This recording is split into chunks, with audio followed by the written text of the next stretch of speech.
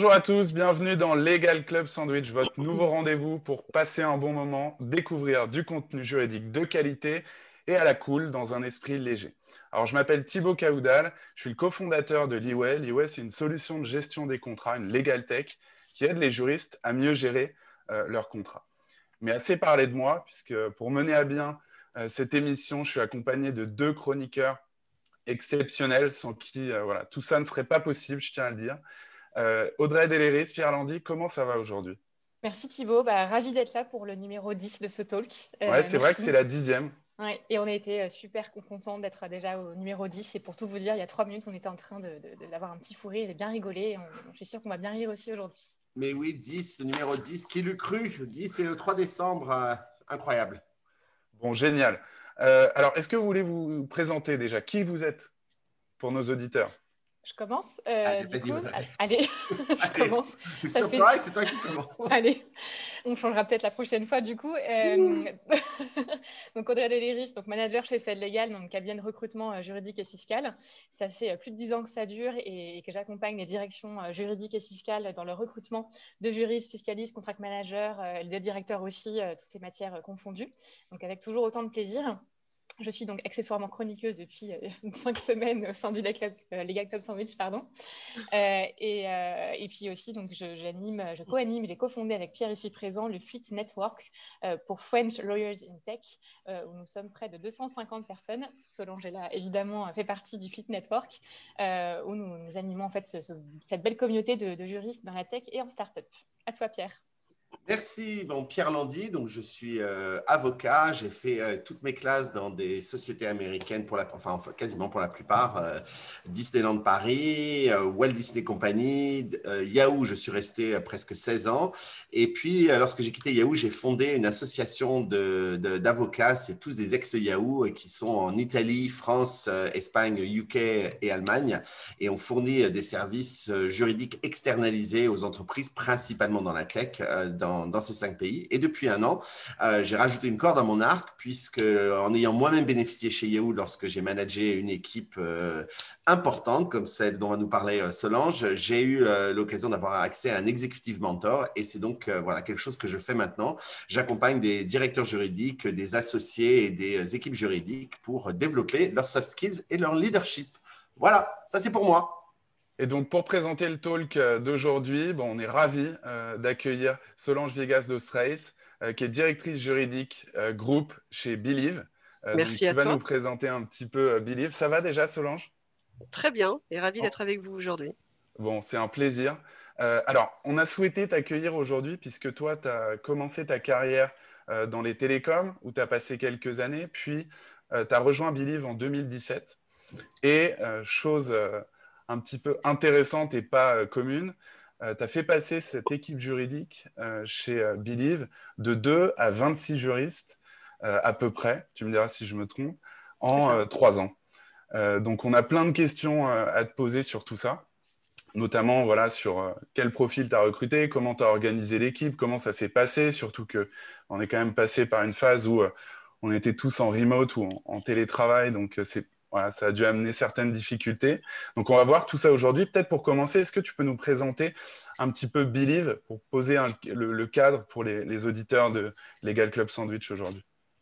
Alors, Believe, on n'est pas très connu du grand public, je pense, mais notre cœur de métier, c'est de fournir aux services, aux artistes et aux labels de musique différents types de services adaptés à leurs besoins à tous les stades de leur carrière. Donc, la brique de base, parce qu'on est quand même très dans le digital, ça va être la distribution digitale.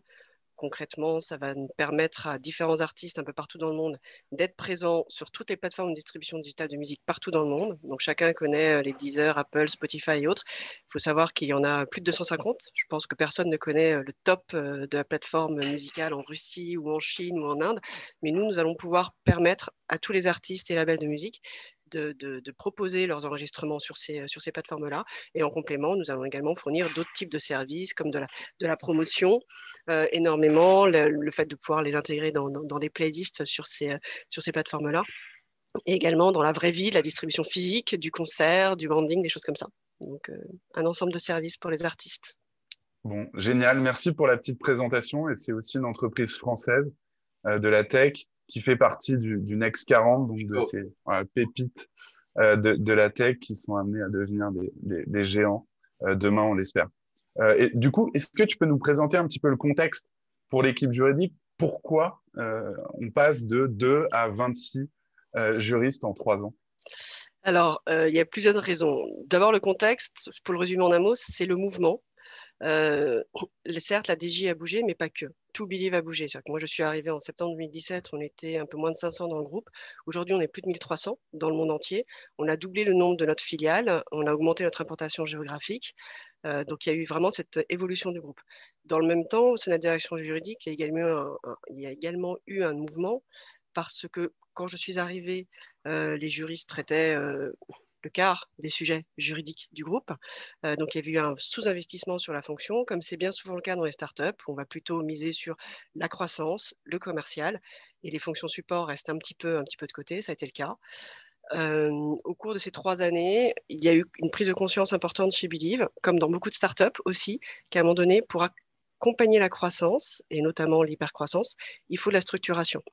Donc, dès 2019, on a commencé à rattraper le retard, à se développer pour pouvoir accompagner cette hypercroissance sur l'ensemble des marchés où nous étions présents dans le monde entier. Et du coup, ça inclut de renforcer les fonctions centrales, dont la fonction juridique, et construire de manière plus organisée le local. Ouais. Est-ce que tu peux présenter justement un peu l'organisation de l'équipe de manière générale, parce qu'on a l'impression que c'est vraiment énorme, tu vois, d'avoir une équipe juridique de 26 personnes, alors que c'est sûrement pas le cas, c'est plutôt peut-être la norme pour une entreprise de cette taille. Mais est-ce que tu peux présenter un peu comment vous êtes organisé? Alors, je ne pense pas que ce soit énorme, parce que quand on compare à des grands groupes français, on est quand même relativement modéré avec nos 26 juristes. La structuration, on va dire qu'il y a 2 grandes lignes. La première ligne, c'est qu'on a une dynamique construite autour d'une équipe centrale de juristes et des équipes locales de juristes. Donc, le local, j'inclus également, donc ce sont tous les juristes qui sont dédiés à la business unit locale d'un pays. Donc, j'ai inclus également nos juristes dédiés à Business Unit France qui sont dans la partie locale. Donc, ça, c'est la première dynamique. Et la deuxième, c'est comme toute direction juridique, j'ai créé des départements, des sous-départements, j'ai des managers intermédiaires. Et donc, aujourd'hui, j'ai 4 piliers au sein de la direction juridique, 4 départements au sein de la direction juridique. Le premier, c'est tout ce qui est business et contrat, on va dire. Ensuite, il y a un département corporate. Troisième département, ça va être le contentieux, dans lequel j'ai logé également tout ce qui était marque et brevet pour des raisons historiques. Et dernier département, la compliance. Et Alors, sur la partie... Vas-y. Excuse-moi, Pierre. En cœur. Pour la partie locale, c'est une question qu'on pose souvent, moi. À partir de quand est-ce qu'on décide de recruter un local? Alors, c'est une question que je me suis beaucoup posée également. Alors moi, quand je suis arrivée, il n'y avait aucun juriste local. En 2018, on a racheté une société en Allemagne qui avait 2 juristes locaux dont je ne savais pas très bien quoi faire, pour être tout à fait honnête, parce que je n'avais pas du tout anticipé ça. Et j'ai commencé à y réfléchir un peu après. Donc, le critère, en tout cas, c'est celui que j'ai appliqué. Je ne sais pas si c'est celui qui est optimal partout, mais c'est celui sur lequel moi, je me suis concentrée. C'est à quel moment est-ce que les équipes locales ont un besoin de juridique localisé. Jusque-là, toute la ressource juridique était centralisée. C'était mes équipes basées à Paris qui fournissaient le support juridique qui était sollicité. À un moment donné, on a ce besoin qui soit un besoin de juridique internalisé, avec un juriste recruté en salarié, soit un besoin de juridique qui peut être externalisé avec des avocats. Alors bien évidemment, au début, on démarre avec des avocats, parce qu'on ne va pas recruter tout de suite quelqu'un si on n'a pas en tête le volume. Et moi, les critères que j'ai utilisés, ça a été un mix de besoins exprimés par mes ressources, par les équipes commerciales locales, donc besoins que je vais challenger, bien évidemment, pour vérifier si c'est juste du confort ou si c'est un vrai besoin. Deuxième, mon avocat local, combien de temps il travaille pour nous? Quel est le budget qu'il va consommer? Et à un moment donné, autre besoin du type, quand on a un territoire qui est très loin avec 8 heures de décalage horaire, peut-être que la réactivité nécessaire pour le business n'est pas assurée avec des juristes qui sont uniquement basés à Paris. Peut-être qu'on a aussi besoin d'un juriste pour avoir cette réactivité-là. Donc, c'est ce mix, on va dire, d'éléments qui va me permettre de dire à un moment donné, j'ai besoin de quelqu'un. Et donc, j'ai commencé à recruter quelqu'un en local, avec mon premier entretien que je suis allée faire moi-même en Inde. Et donc, j'ai aujourd'hui une collaboratrice, j'ai 2 collaboratrices en Inde désormais. Et alors, Et comment est-ce que, parce que tu as dit qu'il y avait des fonctions centrales et des fonctions locales, comment est-ce que tu orchestres, imaginons, je sais pas, tu as un juriste en droit social en centrale peut-être, mais imaginons que tu en aies un ou en IP, comment tu coordonnes entre le travail ou en données perso, ou enfin tu vois, avoir une fonction centrale versus les besoins qu'il peut y avoir au local? Comment ça s'articule parce que tu peux forcément peut-être avoir ta juriste en Inde qui va faire du droit social parce qu'elle est près du domaine et elle est face aux employés et aux questions. Et pour autant, il y a quelqu'un qui le fait au central. Donc, comment tu orchestres? Alors ça, c'est un vrai sujet, c'est un peu le petit point, la petite ligne de crête, on va dire, dans l'organisation, parce que le but d'une organisation qui est très organisée entre centrale et locale, c'est de pouvoir se nourrir de l'autonomie, de l'expertise, de la compétence qu'ont les gens en local, sans pour autant les soumettre complètement à ce qui se passe, au sein du central. Donc l'organisation, elle est, elle doit s'adapter déjà au secteur, au profil qu'on peut avoir. Euh, Aujourd'hui, j'ai travaillé sur un modèle de gouvernance. En fait, quand j'ai un juriste qui rejoint le groupe, je lui envoie mon petit vadémécum pour les nouveaux juristes du groupe. Dans ce vadémécum, il y a plusieurs choses. Il y a l'org chart du groupe, bien évidemment. Il y a également quelle est la mission du juridique et comment est-ce qu'on va s'organiser sur un certain nombre de sujets. Sur cette organisation-là, j'ai un tableau avec, bah voilà, ça appartient au central, ça appartient au local, comme ça c'est très clair pour tout le monde. J'ai introduit également les règles de base juridiques, les guidelines juridiques sur les contrats, par exemple, quel est le tronc commun pour tout le monde. Et à partir de là, je vais mettre en place enfin, un reporting relativement souple aujourd'hui, que je suis en train d'essayer de structurer un peu plus. Aujourd'hui, mon reporting, c'est un reporting avec énormément d'échanges téléphoniques, enfin vidéo call aujourd'hui, énormément d'échanges parlés, où moi, j'ai un échange régulier tous les 2 mois avec mes juristes locaux pour savoir, avoir la vision un peu globale, leur donner la stratégie, leur donner un petit peu d'informations qu'ils ne peuvent pas avoir par ailleurs et faire en sorte qu'ils aient le sentiment d'appartenir vraiment à cette équipe juridique, parce que c'est important de parler à son directeur juridique, des fois en direct. Et en parallèle de ces calls réguliers, avec moi, des calls avec un certain nombre de têtes de pont identifiées dans mes équipes. Donc, le responsable de la structuration juridique sur tel segment marché, la responsable département corporate avec sa juriste qui est dédiée au corporate sur le local, des calls avec la compliance officer, vraiment pour avoir une dynamique régulière pour que mon juriste local ait toutes les semaines, au moins 2 fois par semaine, quelqu'un du central au téléphone avec lequel échanger, partager sur certains sujets.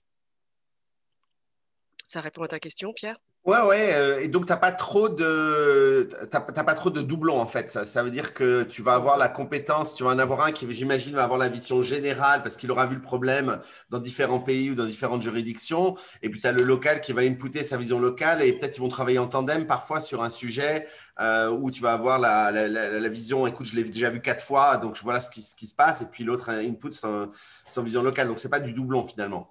C'est C'est pas du de la doublon. complémentarité. Ouais, il y a énormément de tandems et il y a des fois où il y a des tandems où ils ont tous les deux des moments de solitude au même moment parce que ça peut arriver, parce que mes juristes en centrale ne sont pas du tout au courant de ce qui se passe dans la loi hongkongaise quand on a des contrats soumis à la loi de Hong Kong. Donc ça peut être pas mal d'avoir des gens locaux qui nous aident, mais principalement ça va être du win-win et de la coopération sur des sujets communs. Oui, enfin, c'était la même chose chez Yahoo. Je te pose des questions, mais on est arrivé à la même conclusion. C'est-à-dire que c'est pas l'un ou l'autre, c'est la Non. combinaison des deux. Donc, je suis d'accord. Et surtout, le point, c'est de faire en sorte que le central ne fasse pas de droit hors sol à un moment donné. Il faut qu'on puisse toujours être nourri par ce qui se passe sur le terrain pour pouvoir avancer, optimiser. Le central, typiquement, il crée les outils contractuels, notamment, qui sont utilisés par toutes les business units partout dans le monde. Donc, pour pouvoir avoir des outils qui sont adaptés, il faut de manière indispensable qu'on ait ce feedback et on l'a à plein d'endroits. C'est-à-dire que moi, je l'ai avec mes échanges avec les general managers de pays ou d'autres interlocuteurs de différentes fonctions, mais y compris avec ce juriste local et pour mes équipes, beaucoup avec ce juriste local. Ouais.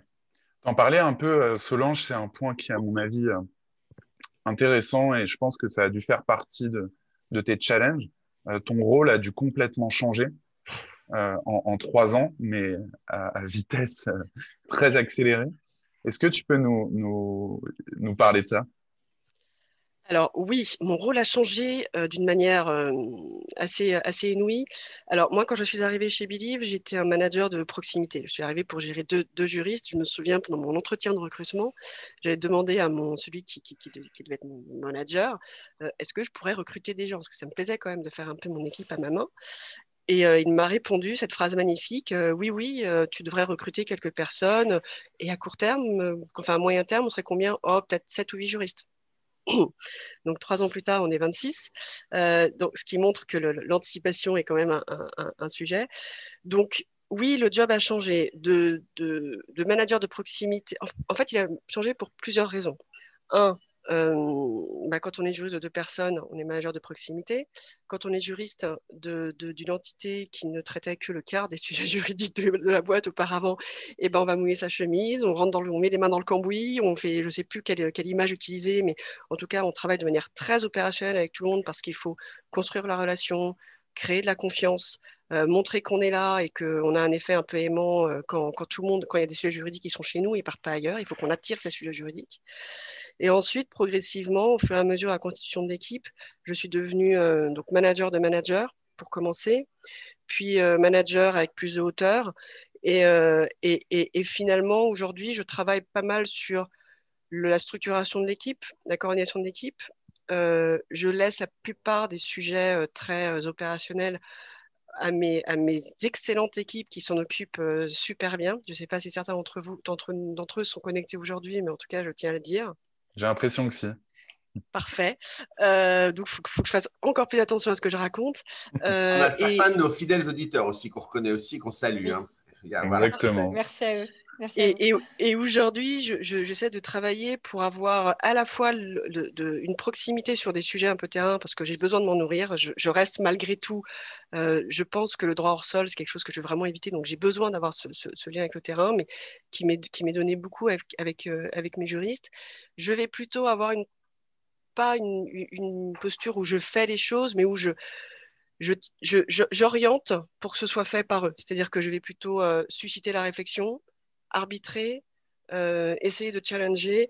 Bon, des fois, je vous rassure, hein, ça m'arrive quand même régulièrement d'ouvrir les documents et de rentrer mes markups dedans.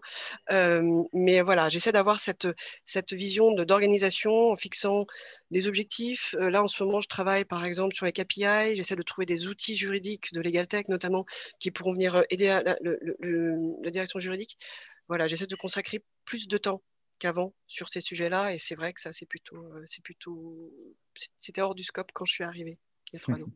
Est-ce que tu as eu des difficultés justement au-delà de l'agrandissement exponentiel de cette équipe justement et du changement vraiment de ton quotidien en fait? Est-ce qu'il y a des choses qui ont été vraiment compliquées pour toi? Alors, oui, il y a forcément des difficultés. Je pense qu'on a tous des difficultés au quotidien dans notre job. Là, c'est vrai que le contexte, on a peut-être mis quelques-uns. J'aurais tendance à dire que la plus grosse difficulté que j'ai eue, ça a été le fait d'anticiper, d'avoir la vision à moyen terme. C'est-à-dire que moi, aujourd'hui, de manière très logique, mon top management me dit qu'il faut que j'ai une vision à 12, 24, voire 36 mois. Avoir une vision à 6 mois, c'est super compliqué déjà. Donc avoir cette vision suffisante pour anticiper, ça, c'est le point sur lequel voilà. J'ai beaucoup réfléchi dessus et j'essaie d'anticiper à chaque fois, mais c'est pas facile. Donc ça, c'est la première. Après, les difficultés, il y en a un petit peu dans le désordre. Hein. Quand on recrute une direction juridique avec un tel rythme, la question qui se pose, c'est créer quel poste, enfin créer le bon poste au bon moment, avec le bon profil. Donc avoir la bonne case dans l'organigramme, le bon périmètre, la façon dont ce périmètre-là va se coordonner avec les autres. Voilà. Avoir aussi pour arriver à faire ça? De quoi, excuse-moi? Je dis un truc pour arriver à faire ça, trouver le bon moment. Tu as fait quoi? Tu es parti de la page blanche? Tu es parti des gens que tu avais déjà en poste? Une combinaison des deux? Je suis partie du besoin, en fait. Tu vois, mon tout premier recrutement, c'était quelqu'un pour le corporate. En fait, moi, je suis arrivée, on m'a dit, tu ferais un peu de corporate. Quand je suis arrivée, en fait, la complexité du groupe faisait que le corporate, c'était un gros bout. Moi, je ne suis pas une juriste corporate à la base. J'en avais fait parce que j'ai eu beaucoup de chance dans les télécoms. J'ai fait un petit peu près de tout. J'étais une boîte à... Enfin, voilà. Donc, j'avais quelques bons référents, mais pas l'expertise nécessaire. Donc, les premiers besoins, ce sont les besoins les plus simples. C'est un besoin de quelle expertise j'ai besoin, pour quel volume. Là, c'est à la rigueur, c'est ce qui se passe de plus facilement. L'autre sujet, c'est quand tu commences à créer des postes de manager pour avoir autre chose que de la simple expertise, ou quand tu dis, bah, j'ai mon expertise là, mais en fait, il faut que j'affine à l'intérieur de cette expertise-là, en disant, bah, j'ai besoin d'un juriste qui me fasse de ça, mais peut-être qu'il faudrait que je crée une petite sensibilité différente. Et donc, il faut que tu affines ton besoin. Tu vois, typiquement, moi, j'ai 2 postes chez moi qui sont des postes de juriste structuration. Donc, c'est quoi un juriste structuration? C'est un juriste qui est chargé de créer les contrats types qu'on a et qui va les déployer dans le monde entier. Donc, lui, il est censé rédiger des documents qui vont être adaptés sur l'ensemble de nos marchés, discuter avec l'ensemble de nos équipes commerciales locales pour qu'ils aient l'outil le plus performant qui soit d'un point de vue commercial, juridique et autres. Ben, ça, c'est quand même un job à full time. Je ne peux pas demander à un juriste business à faire de me faire ça parce que la coordination que ça impose dans les 20 territoires où on est présent, c'est assez dingue. Donc voilà, ça peut être une des difficultés que j'ai pu avoir. Et puis après, recruter, avoir la bonne personne en face de soi. Ça, c'est toujours pas facile. En effet, je ne peux que confirmer. Ça coderait là. Et oui, alors pour la petite anecdote, j'ai la petite blague, pour ceux qui se posent la question, j'aurais adoré aider Solange, mais je sais qu'elle est très bien accompagnée par ailleurs, mais je ne désespère pas un jour pour recruter les 26 prochains juristes. Voilà. C'est Donc, noté. non, mais bon, en fait, je sais qu'il faut bien, et j'imagine que Solange, ça a été très bien accompagné en interne, en externe. C'est vrai que ça, c'est un vrai métier de recruter pour le coup dans son équipe, même si on est manager. Et je pense que tu seras d'accord avec moi que c'est accompagnant d'être accompagné en interne aussi par les RH aussi, évidemment pour développer une politique de recrutement hyper importante ou par un recruteur externe. Mais en tout cas, c'est mieux quand on est. Tiens, ça me fait poser une question, Solange. Est-ce que pour ces recrutements, parce que très souvent, dans beaucoup de boîtes, les ressources humaines ne veulent pas que le juridique fasse appel à un cabinet de recrutement disant l'équipe Talent Acquisition va s'en charger. Et de mon expérience, je suis désolé, je vais poser une question un peu controversial, mais de mon expérience, en fait, les ressources humaines en Talent Acquisition sont incapables de recruter des juristes, tout simplement parce qu'on n'en recrute pas si souvent et que c'est un skill très spécifique de savoir ce qu'on recherche. Donc, toi, je sais que tu es passé par un cabinet de recrutement. Donc, pas que tu as réussi aussi à travailler en interne, parce que moi, mon expérience, et j'avais eu beaucoup de débats à l'époque avec les ressources humaines, en me disant, mais c'est juste pas votre métier, vous en recrutez un every freaking blue moon, c'est des compétences spéciales, c'est pas qu'on est extraordinaire, mais c'est que juste, c'est pas la même chose que des ingénieurs ou de l'informatique, etc. Donc, comment tu as fait le split entre, puisque c'est pas entre d'un côté l'interne et l'externe pour le recrutement? Alors, pardon Pierre de te le dire, mais je ne suis pas aussi sectaire que toi. Je pense que la DRH peut nous aider. Après, il faut savoir ce que tu attends de ta DRH. Si tu attends qu'elle te trouve le mouton à 5 pattes que tu cherches, le super juriste, hyper expert et autres, non, tes attentes ne sont pas les bonnes. Moi, ma DRH, ce que j'attends de sa part, c'est qu'elle puisse déjà m'aider à gagner du temps. C'est-à-dire que tout ce qui est diffusion des annonces sur les dashboards, tri des CV à partir des critères que moi je vais lui fixer au préalable, appel des candidats pour avoir une première température et autres, c'est très très important qu'elle puisse le faire, que ce soit en DRH interne ou externe. Et c'est vrai que chez Believe, on a une équipe de talent acquisition, on a une super DRH également qui peut m'aider là-dessus. Après, me travailler avec la DRH est un travail complémentaire, tout comme Audrey peut l'avoir dans le cadre de ses missions de recrutement pour des entreprises, je pense. Ce travail complémentaire, ça veut dire que ma DRH va tester certaines choses. Elle va aller tester notamment le candidat sur son savoir-être, par exemple. Elle va pouvoir faire des contrôles de référence également. Moi, je vais plutôt le tester sur comment est-ce qu'il va pouvoir s'intégrer dans l'équipe. Est-ce que son expertise est la bonne? Est-ce que ce positionnement est le bon? Est-ce qu'elle a les bons réflexes, la bonne expérience? Et donc, c'est ce travail complémentaire entre DRH et juridique qui permet, à mon sens, d'avoir les bons candidats. Moi, il m'est arrivé d'avoir des candidats où il y avait un truc qui me titillait, où je n'arrivais pas à mettre le doigt dedans. Et quand je débriefe avec la RH, alors normalement, j'essaie de débriefer avec la RH avant de voir le candidat, c'est-à-dire qu'elle le voit en premier et moi ensuite. Il y a des fois où le timing a fait que ce n'était pas possible. Et en parlant avec la RH, en fait, elle a mis exactement du doigt, elle a pointé exactement du doigt. Je suis dans les soft skills, évidemment. Dans ma tête, je pensais les technical skills c'est sur ça c'est sur ça à quoi je pensais. Donc, effectivement, je suis d'accord avec toi. Bon, donc tu n'es pas si sectaire que ça. Je suis pas sectaire, je parlais des technical skills. Moi, je n'avais pas le temps de faire passer les entretiens, je n'y arrivais pas. Donc, c'est pour ça que j'avais fait appel à des cabinets. Mais effectivement, je suis totalement d'accord avec toi c'est un partenariat sur les soft skills. Vous voyez, je ne suis pas si sectaire que ça. Moi, j'ai recours à différents types de cabinets, des cabinets internationaux, des petits cabinets de niche. J'ai testé. J'ai eu des ratages complets. Un jour, j'ai testé un cabinet. Ils m'ont complètement raté, donc plus jamais je travaillerai avec eux. Ils n'ont pas compris le besoin ni rien. Donc, il y a aussi des cabinets avec qui ça marche et d'autres avec qui ça ne marche pas. Et j'ai travaillé avec de l'interne. Et des fois, avec l'interne, ils ont du mal à trouver. Des fois, ils arrivent à trouver. Ça dépend aussi. C'est un peu la loi de l'offre et de la demande. Ça dépend aussi des gens qui candidatent, des CV que tu reçois. Moi, j'ai eu un recrutement que j'ai fait. Donc, ma candidate est arrivée en juin. J'avais recruté, le recrutement avait été ouvert dès le mois de novembre d'avant. J'avais trouvé une candidate qui n'était pas bien, qui était plutôt bien, mais qui m'a claqué entre les doigts la veille de l'arrivée. J'ai mis longtemps à trouver la personne que j'aimais bien parce que juste ça ne matchait pas. J'ai mis 5 mois à trouver le candidat. Voilà. Donc, j'ai pu me permettre d'attendre. Ce n'est pas toujours le cas de tout le monde.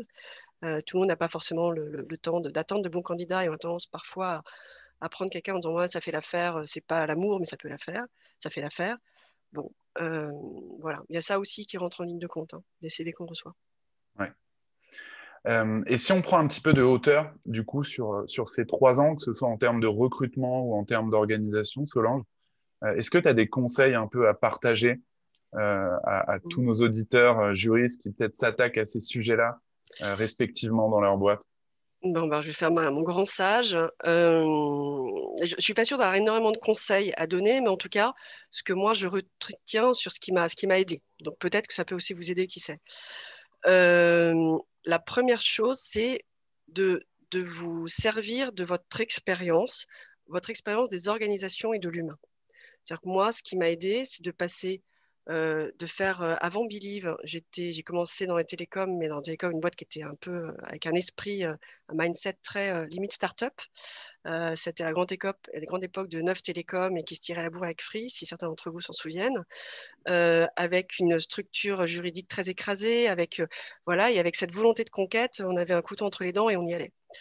Et ensuite, j'ai fait le grand groupe, donc SFR, puis groupe Altis, où avec les organisations n'étaient pas du tout les mêmes. Moi, je me souviens, quand on était arrivé chez SFR, c'était les cow-boys qui arrivent dans le bateau de croisière. Donc, c'était quelque chose qui a marché, mais mine de rien, en voyant ces différentes structures et les personnes qui les incarnent et les personnes qui font leur carrière et qui y croient, ça nous permet d'avoir un retour sur qu'est-ce qu'une organisation qui marche pas, qu'est-ce qu'on peut en retenir ou pas, et l'humain.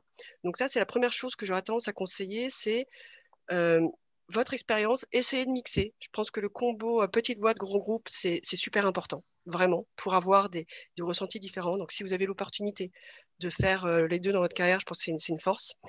Et après, deuxième chose, c'est garder les chakras bien ouverts. Donc ça veut dire beaucoup d'humilité. Discuter avec ses pairs, regarder ce qui existe ailleurs, encore une fois, ce qui marche ou ce qui ne marche pas, s'ajuster aux besoins autour de vous, aux besoins de la société, se challenger, voilà, et être sensible à la critique. Alors, écouter la critique, ça ne veut pas dire que tout est bon à prendre, mais en tout cas, l'écouter pour savoir essayer de se remettre en cause, challenger, et voilà. Et puis, dernière petite chose, je dirais, désolée, je suis un peu longue, réfléchir à la cohésion, à sa vision. C'est-à-dire garder de la cohérence entre la vision que nous avons pour l'équipe, la vision que nous avons de la société, nos valeurs. Ça, c'est quelque chose que j'ai appris à respecter énormément. C'est mes valeurs et comment je voudrais qu'elles soient incarnées dans l'équipe et les objectifs que l'on nourrit pour cette équipe-là. Est-ce qu'on veut que ce soit l'équipe qui est la plus dans le sens du service, qui soit la plus performante, qui soit la plus rapide, qui soit la plus experte, qui soit... Voilà, c'est important. Merci en tout cas, c'est passionnant. Il y a plein de choses à en tirer. Si vous avez plein de questions, d'ailleurs, il y a plein de questions, donc on va pouvoir y répondre. On va traiter tout ça à la fin. Si vous avez d'autres questions aussi pour Solange, j'imagine qu'elle pourra vous donner deux, trois conseils. Mais merci Solange pour tout ça, c'était vraiment génial. Merci à vous d'avoir permis d'exprimer. Oui, c'est pas fini, on a plein de questions. Il y a plein de questions pour toi, mais d'abord, c'est Audrey, jingle. Get the fever.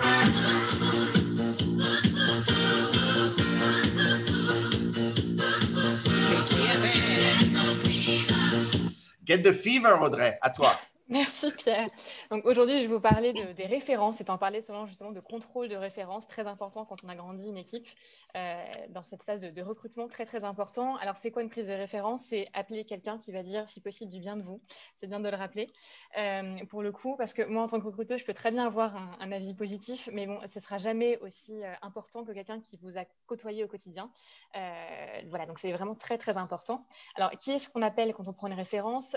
Généralement l'ancien manager hiérarchique, ça paraît assez logique parce qu'il vous a encore une fois côtoyé au quotidien. Un opérationnel avec qui vous avez travaillé, du market, des achats, peu importe pour le coup, mais c'est aussi important, ça a une vision intéressante. Et si vous avez managé, c'est important aussi, on pense N+1, CEO ou DAF ou autre pour le coup, pour parler N+1, mais on pense aussi N-1, c'est hyper intéressant d'avoir quelqu'un qu'on a managé. Attention, quelqu'un d'impartial. J'ai déjà eu des références un peu trop sympas, ça en était même suspect. Donc attention. Et à contrario, quand on propose une référence, il faut être sûr aussi que le retour soit assez bon quand même. J'ai déjà eu aussi le cas de références catastrophiques. Et voilà, pour vérifier, j'ai appelé une deuxième personne, puis une troisième personne pour le coup. Et malgré tout, les références étaient mauvaises. Donc j'étais un peu surprise et j'en ai parlé au candidat. Chose importante pour le coup, c'est comment on prend cette référence. Légalement, en fait, on ne peut pas appeler quelqu'un sans l'autorisation de la personne. C'est-à-dire que la personne qu'on reçoit en entretien, elle doit nous donner en fait son autorisation. Pour un peu de théorie, c'est les articles L 1221.8 et 1121.9 du Code du travail, pour le coup, où en fait tout employeur souhaitant s'enquérir des références d'un candidat doit préalablement lui demander l'autorisation. C'est tellement tentant d'appeler quelqu'un qu'on connaît déjà, l'ancien N+1, etc. Légalement, on n'a pas le droit de le faire. Donc attention à ça. Même si c'est marqué sur le CV, on n'a pas le droit de le faire. Donc attention à ça, il faut avoir une autorisation écrite. Alors, quelles questions on pose? Évidemment, des questions sur la technique et les soft skills. En vertu du coup de toute l'expérience qu'on a pu avoir avec quelqu'un, c'est important de savoir si la personne s'est bien intégrée pour justement anticiper le futur. Alors, deux exemples rencontrés très très bien, très importants. J'ai déjà eu des process très très longs en termes de références. Un client qui demandait justement des références personnelles aussi, donc il appelait sa tante, etc. C'était assez inédit, j'ai jamais eu ça auparavant.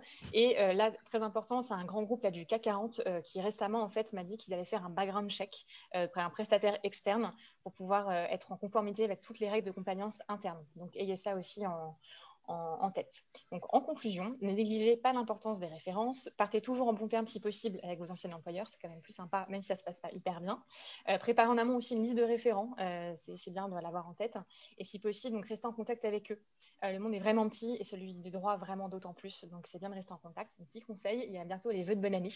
Et c'est toujours un bon prétexte, je trouve, pour garder le contact ou reprendre contact avec vos anciens employeurs et collaborateurs. À toi, Pierre. Merci Audrey. Pour ceux qui se demandent pourquoi je parle de jingle à tout le monde, c'était évidemment, on s'écrit entre nous. Évidemment, ça devait arriver. J'ai écrit à tout le monde au lieu d'écrire aux conférenciers. Donc voilà. Et on va aussi entendre mon jingle en entier parce que voilà. Donc voilà, vous connaissez un peu The Soup in the Kitchen. Vous savez ce qui se passe.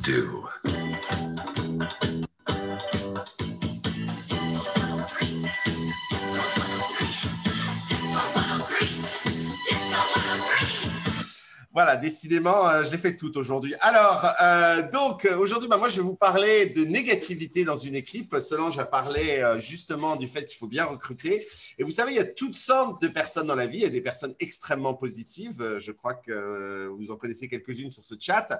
Et il y a des personnes extrêmement négatives. Alors, ça peut se manifester de diverses façons. Des gens qui se plaignent constamment dans votre équipe, qui ont une attitude passif-agressif ou qui vont prendre un malin plaisir à bloquer vos initiatives, critiquer à tout va le manager, je suis sûr que vous en avez tous connu, envoyer des ondes négatives dans votre organisation, faire preuve de scepticisme, etc. Voilà, ça c'est un peu compliqué à gérer des personnes négatives. Alors attention, de la critique constructive, c'est tout à fait acceptable, bien sûr, on ne cherche pas des bénis oui-oui à avoir dans une équipe, mais il doit y avoir des limites. Trop de scepticisme peut empêcher une organisation de progresser, d'être innovante. Et clairement, une seule personne négative dans une équipe peut ruiner l'ambiance de toute l'équipe. Donc, il faut absolument identifier ces personnes et les gérer, les dealer avec. Alors, comment est-ce qu'on fait ça? Eh bien, la première chose, c'est que le leader, Solange ou d'autres, doivent expliquer clairement à l'équipe la montagne qu'ils doivent gravir ensemble, la stratégie, les moyens d'y arriver, les bénéfices et les challenges que monter cette montagne tous ensemble, ce projet d'équipe juridique vont apporter, ce qui va se passer concrètement pour les membres de l'organisation, à quel timing, et le leader doit demander aux membres de l'équipe s'ils sont prêts à gravir avec lui cette montagne et s'ils sont prêts à rejoindre ce projet. Et en fait, on obtient un opt-in, c'est-à-dire qu'on ne va pas aller voir des membres d'une équipe et leur dire tu es motivé, hein, tu es motivé, regarde comme tu es motivé. Ça ne se passe pas comme ça. On propose un projet, on propose une vision stratégique, une montagne à gravir et les équipes doivent opt-in. Et donc, lorsque quelqu'un n'opt-in pas, manifestement, il faut absolument régler le problème assez rapidement. Alors, il y a plein de façons d'y arriver. Bon, d'abord, on essaie de recruter les gens avec la bonne attitude. Et là, on revient à cette histoire de recrutement et les soft skills dont on a parlé. Donc, on essaie de désigner ça et de trouver ça tout à fait dès le début, notamment dans le recrutement. Si on a quelqu'un d'hyper négatif dans un entretien, je recommande de vraiment creuser parce que ça peut devenir un problème pour votre équipe. Et de poser des bonnes questions, notamment des questions comportementales. Et je pense que dans un autre Legal Club Sandwich, on reviendra sur la notion des questions comportementales pour essayer dans les entretiens de trouver vraiment comment fonctionne la personne en équipe. Mais bon, si avec tout ça, on a quand même quelqu'un de négatif dans l'équipe, voilà quelques trucs à utiliser.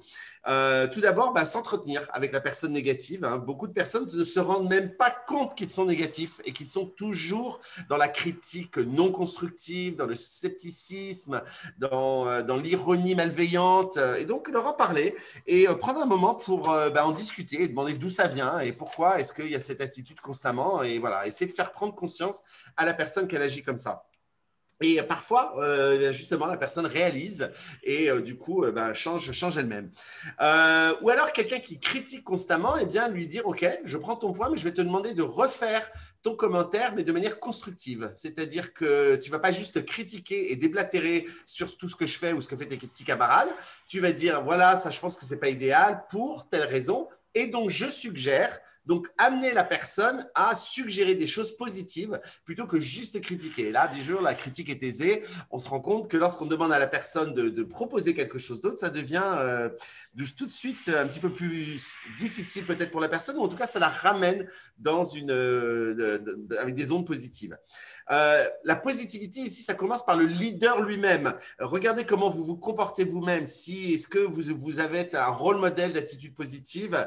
Est-ce que vous me montrez que la bureaucratie vous exaspère dans l'entreprise? Est-ce que vous critiquez vos peers devant votre équipe, etc. Tout ça, c'est des comportements qui vont aussi inciter vos équipes s'ils vous voient le faire. Et puis, bien sûr, avoir, comme l'a dit Solange, des valeurs, des principes. Et une de ces valeurs et de ces principes peut être la positivité. Et puis, si avec tout ça, vous n'y arrivez pas, eh bien, voilà, il n'y a pas d'autre solution. Il y a des choix et des conséquences. Quelqu'un qui est extrêmement négatif peut ruiner une équipe de 25 personnes. Donc, mieux vaut prendre les décisions qui s'imposent.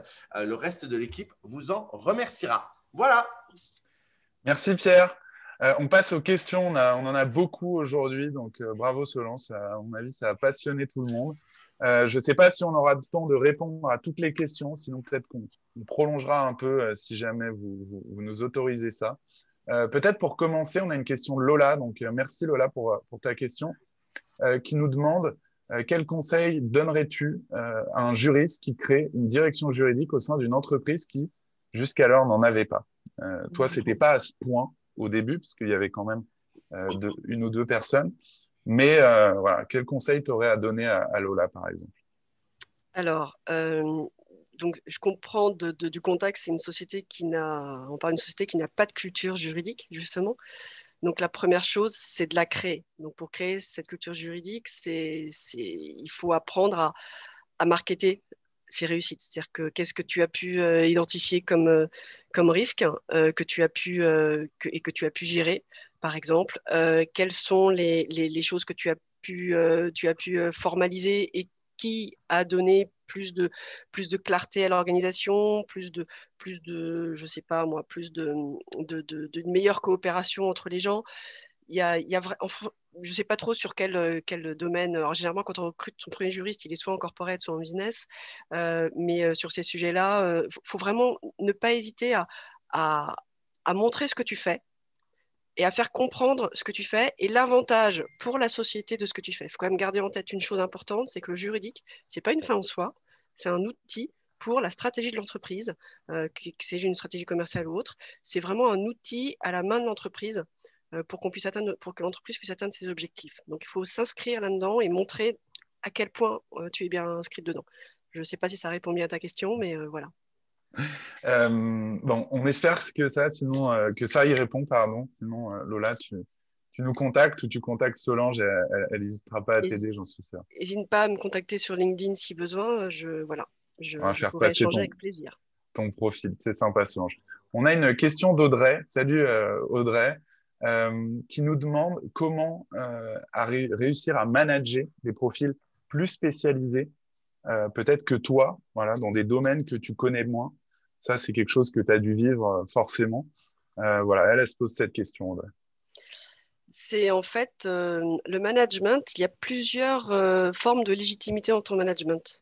Il y a la légitimité qui est fondée sur ton expertise. Oui, c'est pas forcément la légitimité que je préfère. C'est la plus facile, mais c'est pas forcément celle qu'on préfère. Il y a une légitimité fondée sur le fait que tu as la vision stratégique de l'entreprise. Il y a la légitimité fondée sur le fait que tu as un historique, sur le fait que tu as une bonne façon de challenger les choses. Enfin voilà, il y a plein de sources de légitimité. Moi, j'estime que quand tu es un bon manager, tu dois savoir manager des gens qui ont une expertise que tu n'as pas. Moi, dans mon équipe, il y a, je vais dire, 80% des juristes de mon équipe ont une expertise bien supérieure à la mienne sur les sujets dans lesquels ils interviennent. Je le vis extrêmement bien. Le point, c'est que avoir un juriste, la difficulté, c'est quand tu as quelqu'un, un de tes juristes, qui a une plus grosse expertise que toi, tu as tendance à déléguer complètement, dire de toute façon, j'y comprends rien, c'est pas mon sujet, je lui laisse. C'est ça l'erreur à ne pas commettre. C'est-à-dire que manager des gens qui ont une expertise supérieure à la tienne, super, ils te racontent des choses, tu ne peux pas les challenger sur l'expertise. Par contre, tu peux les challenger sur autre chose.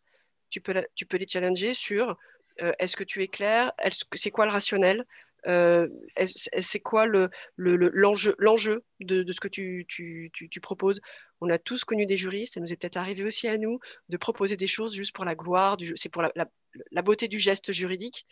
Bon, c'est sympa la beauté du geste. Intéressant, Audrey, pardon, Solange. Je ne sais pas si tu. Non, mais aujourd'hui, vraiment, je l'ai fait tout. Donc, comme ça, c'est fait.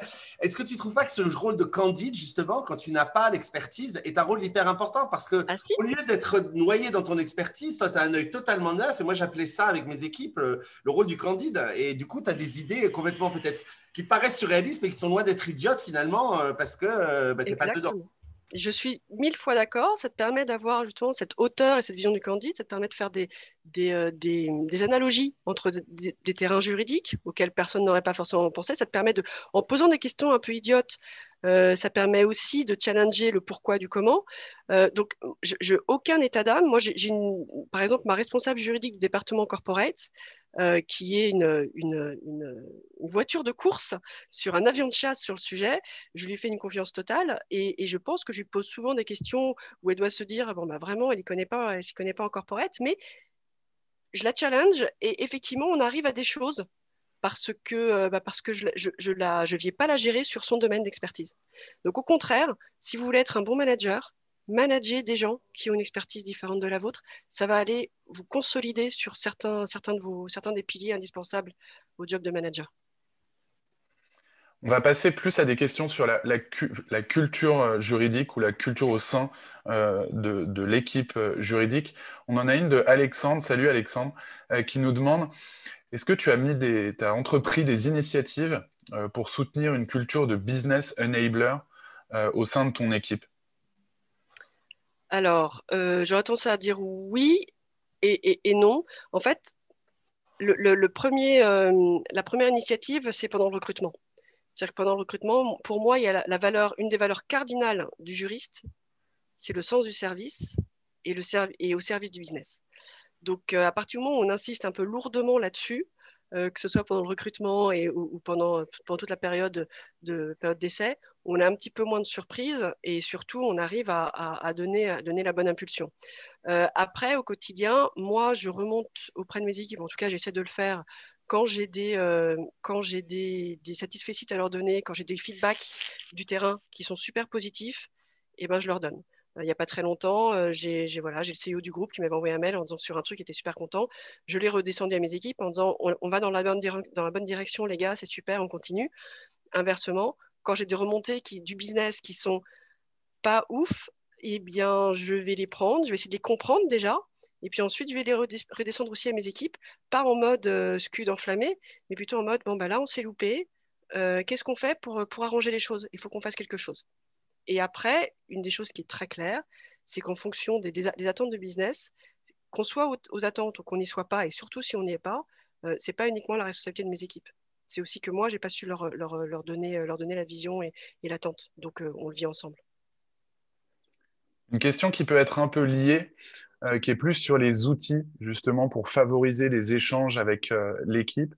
Il y a Virginie qui nous demande si toi, tu as mis des outils en place pour favoriser la communication entre l'équipe, sachant que tu as des profils qui sont peut-être aux quatre coins du monde. Est-ce que tu as mis des choses comme ça en place ou pas du tout encore?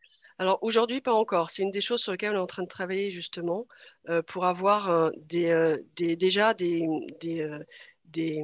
partages d'informations qui soient plus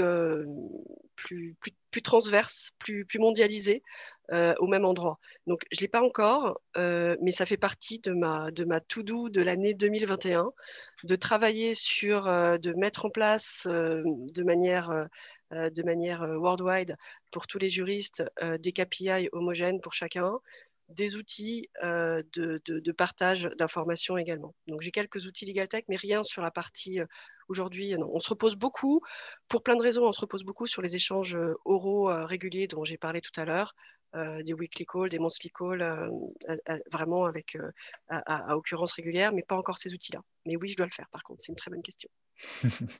On a décidé de prolonger un peu plus longtemps, juste que vous ne soyez pas surpris. Solange, tu es donc la première à être inondée de questions. Bravo. Voilà, on prolonge un tout petit peu pour répondre à toutes ces questions. Ouais, si on voit que les gens partent, au bout d'un moment, on va finir par arrêter. Mais comme il y a des super questions intéressantes, on va continuer. On a Alexandre qui revient à la charge, qui est passionné, Alexandre. Il nous demande justement comment tu abordes la digitalisation des entreprises dans le domaine du droit. C'est indispensable. A fortiori, chez Believe, la digitalisation, c'est dans l'ADN. C'est-à-dire que Believe s'est créé, au début, notre marque, c'était Believe Digital. Donc, parce que croire dans le digital, c'était hyper important. Donc, c'est déjà dans l'ADN de la boîte. On fait un maximum de choses. Après, dans les outils de la Legal Tech, c'est compliqué parce qu'il y a pas mal d'outils qui existent aujourd'hui. Et trouver le bon outil qui correspond à tes besoins et qui, avec le bon paramétrage, voilà, c'est un vrai projet à part entière. Donc oui, on utilise certains outils de digitalisation. Notre registre de traitement de données personnelles, il est digitalisé parce que faire un truc comme ça en version juste son petit Excel à soi, c'est juste pas possible. Donc on a un outil de gestion de nos contrats qui sont signés dans le monde entier. On signe des milliers de contrats toutes les semaines dans le monde entier. Donc forcément, c'est digitalisé pour la fourniture des templates, pour la signature et l'archivage des templates, la génération du contrat aussi. Donc c'est indispensable. Après, pour moi, c'est indispensable chez Believe. Est-ce que c'est indispensable dans toutes les boîtes? Je pense qu'il faut se poser la question de savoir pourquoi on utilise la digitalisation, quel est le besoin, encore une fois, quel est le besoin de l'entreprise. Donc, il faut le garder en tête. Globalement, j'ai plutôt tendance à être une convaincue de la digitalisation, mais ça vaut le coup de se reposer la question à chaque fois. Ok, très bien. On va passer aux questions un peu plus sur toi. Pour terminer, il y a Marie qui nous demande où est-ce que tu te vois dans 5 ans? Attention, question piège. Marie, tu n'as pas écouté. J'ai déjà dit qu'anticiper à 6 mois, c'était une épreuve. Alors, à 5 ans, mon Dieu, écoute, je garde les chakras bien ouverts. Donc, j'irai là où mon goût et le vent me portera, mais je pense que Billy va encore beaucoup de choses à faire, Donc, à court et moyen terme, Believe, ça me fera encore partie de mon histoire. 5 ans, c'est peut-être un petit peu trop loin pour moi encore. Et toujours sur ton expérience, Audrey nous demande si tu as fait des formations de management pour tout ça. Alors, oui, effectivement, j'ai eu cette chance-là. C'est-à-dire que, alors, j'arrête pas de parler de moi aujourd'hui, c'est assez troublant quand même. Alors, moi, quand je suis devenue manager, ça s'est passé quand? Ça s'est passé quand SFR a racheté Neuf. J'étais chez Neuf, on avait un directeur juridique qui est super, qui est toujours quelqu'un de super et d'important dans mon référentiel professionnel, qui avait tous ses juristes en râteau. On est racheté par SFR où il n'y avait pas les juristes en râteau, c'était un peu plus compliqué que ça. Donc, on passe d'une équipe de 13 juristes à une équipe de 60. Et à ce moment-là, mon manager me dit, bon, bah, dans le cadre du rapprochement, on va réorganiser un peu. Il y a un poste de manager qui se dessine sur tel périmètre. Est-ce que ça te tente? Donc, moi, mon premier réflexe a été, est-ce que je vais être bonne là-dedans? C'est le fameux syndrome de l'imposteur. On demande à faire un truc nouveau, on se demande est-ce qu'on va y arriver. Donc, j'ai eu de la chance. J'ai eu un manager qui m'a beaucoup soutenue en me disant, pas de problème, moi, j'ai pas de doute. Et donc, j'ai commencé ce poste de manager en n'ayant aucune formation sur le sujet.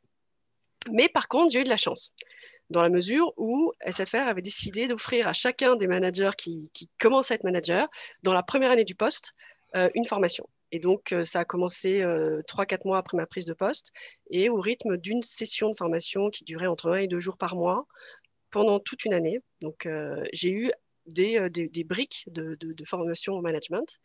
Ces briques-là, je les garde toujours très précieusement en tête parce que, comme toute formation, il y a des choses qui sont moyennement convaincantes. Il y en a d'autres, par contre, qui sont hyper utiles. Et moi, j'ai toujours des tips qu'on m'a donnés lors de cette formation que je garde et après, et qui me sont encore utiles aujourd'hui. Donc ça a été ma formation initiale. Et puis sinon, aujourd'hui, je continue à me renseigner un petit peu sur le management. Donc il y a plein de bouquins sur le management. Bon, il y a à boire et à manger, mais il y a des articles et des choses comme ça. Lisez, ça peut liser et puis essayez de vous mettre en situation quand vous lisez des choses comme ça. Ça peut vous aider. Et toi, tu es parfaitement dans la mise en situation, je crois, depuis 3 ans, du coup. Complètement. Bon, merci Solange. Franchement, c'était passionnant. On a passé un super moment avec toi. Merci pour ta disponibilité et puis toutes ces réponses. On va faire un replay, donc voilà, on diffusera ça, que ce soit sur la page LinkedIn de Legal Club Sandwich ou sur le site directement. La semaine prochaine, on a 2 super émissions aussi qui nous attendent. Alors, la première, ça va être mardi. On va parler de gestion de risque. Peut-être que Pierre, tu peux nous en dire un mot? Absolument, on va avoir quelqu'un qui vient de la société Control Risks. C'est une société mondiale qui gère les risques type enlèvement, drame, suicide d'employés, enfin tous les trucs les plus dramatiques que vous pouvez avoir, jusqu'à des trucs type fuite de données plus classiques et qui accompagne les sociétés à gérer les risques, que ce soit vraiment des risques physiques ou des risques de société, et des comités de direction et des équipes de direction pour gérer voilà, ce genre de situation. Donc, on va parler de comment bien gérer une crise, voilà, mardi prochain. Et ensuite, jeudi, on accueillera Charlotte Frely, qui, elle, va nous parler des KPI, donc comment évaluer la performance d'une direction juridique. Voilà, c'est un sujet que tu as abordé un petit peu, Solange. Je sais qu'il y a plein de personnes qui m'en ont parlé. Je vois Zineb qui est connectée ici, qui m'en a parlé il y a peu de temps. Donc, on va aborder ce sujet-là. Et puis, on espère que ça va tous vous être utile. Merci à tous pour votre présence aujourd'hui, votre fidélité. Merci Solange encore une fois. Ce fut un plaisir. Merci à vous. Merci Solange. Et on se retrouve tous mardi à midi, pardon, à 11h. Ah, ça y est, t'as fait toi aussi aujourd'hui. Yes, yes, c'est pas que moi. Je me permets de réagir. Les KPI, que vous ayez envie d'en mettre ou pas dans votre entreprise, écoutez, je pense que c'est important que tout le monde aille écouter cette session-là, parce qu'il faut les garder en tête, même si on ne les met pas en place, les garder en tête pour avoir un état d'esprit orienté KPI, c'est hyper important. Absolument d'accord. Merci Solange pour la pub. Merci. Allez, c'est parti, le générique de Club Sandwich. Oubliez, c'est plus celui de Suits. Hein.